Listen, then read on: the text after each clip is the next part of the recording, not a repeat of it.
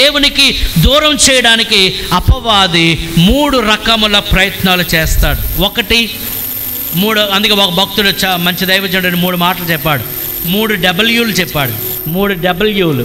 ఒకటి వర్షిప్, రెండవది ఉమెన్, మూడవది వెల్త్. వర్షిప్ అంటే దేవుని ఆరాధించే ఆ వర్షిప్ కాదు. కొంతమందికి ఘనత, పొగట్టలు, పొగిడించుకోవడం చాలామందికి ఇష్టం కదా. So they want worship of the human beings. మనుష్యుల ఘనత వారికి కావాలి. సో సాతాను పని ఈజీ అయిపోతుంది. మీకు అర్థమవుతుంది అనుకుంటా. సో సాతాను ఆ రీతిగా వీడు ఎక్కడ పడతాడా అని చూస్తాడు. చాలామంది ఎక్కడ పడిపోతారు అమ్మ, ఎక్కడ పడిపోతారు? ఆడు పొగుడుతూ ఉంటాడు, ఉబ్బు కప్పలా గుబ్బిపోయి పగిలిపోయినంతవరకు కూడా భుజాలు గజాలైపోయి ఇంకా అలాగే ఉండిపోతాయి కదా. కొంతమంది పొగడుతులంటే అంత ఇష్టమో కదా. పొగిడించే వాళ్ళు ఒక 4-5 వెనకాల పెట్టుకొని భజనే వాళ్ళు పొగుడుతూ ఉంటే ఇది గొప్పలు అయిపోతుంది. సో సాతాను పని ఈజీ అయిపోతుంది. సో వీడికి అందుకే చూడండి, ఈరోజు దేవుని పిల్లలు కూడా చాలామంది ఎందుకు సైడ్ ట్రాక్ అయిపోతున్న దేవుని మీద మనసు పోయి ఈ ఘనత వైపుకి, పేరు ప్రతిష్టల వైపుకి, they want to become a great celebrity in the క్రిస్టియన్డమ్ అయిపోతున్నారు. కాదు. రెండవది, నేను దాని గురించి పొడిగాను. రెండవది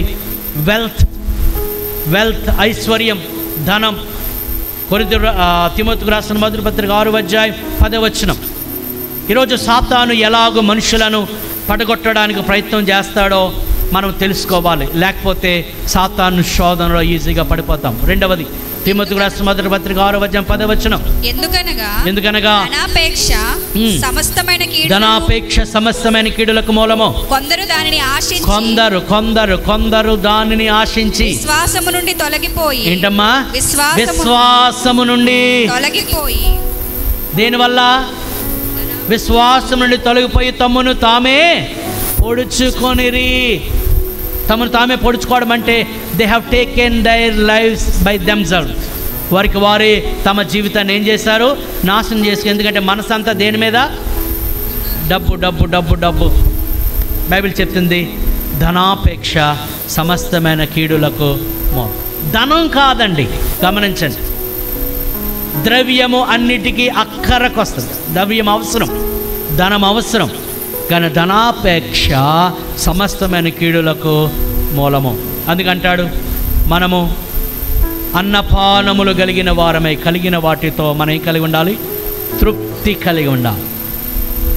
అనవసరమైన వాటి కొరకు వెంపర్లాడుతూ, అనవసరమైన వాటిలో పెట్టుబడులు పెడుతూ, అనవసరమైన బెట్టింగులకు పోతూ ధనాన్ని వృధా. ప్రియులు గమనించండి, దేవుడు మనకు ఇచ్చిన ప్రతి ధనము విషయములో దేవునికి మనం ఏం అప్పగించాలి? లెక్క అప్పగించాలి. సాతాను ఎంతమందిని ఈ డబ్బు చూపించి ఈడ్చుకుని వెళ్ళిపోతుంది. ఈరోజు ఎందుకు హత్యలు ఎక్కువ జరుగుతున్నాయి? డబ్బు కోసమే కదా. ఎందుకు కుటుంబ బంధాలు విడిపోతున్నాయి? డబ్బు వల్లనే కదా. సో మనుష్యులకి ఇచ్చే విలువ కన్నా డబ్బుకి ఇచ్చే విలువను బట్టే కదా ఈరోజు బంధములు సన్నగిల్లిపోతున్నాయి, హత్యలు జరుగుతూ ఉన్నాయి. అవునంటారా? కాదంటారు? బైబిల్ చెప్తుంది ధనాపేక్ష సమస్తమైన కీడులకు మూలం. మూడవది ఉమెన్. సంసోను అంత ప్రతిష్ఠితమైన వాడు, దేవుని చేత అభిషేకించబడిన వాడు, పచ్చి గాడిద దవడ ఎముకతో 1000 మందిని అలవోకగా హతమార్చగలిగిన ఆత్మశక్తి కలిగిన వాడు ఎవరు వలలో పడి? స్త్రీ వ్యామోహంలో పడి అభిషేకాన్ని కోల్పోయి చివరికి తన జీవితాన్ని కూడా పాడు చేస్తాడు.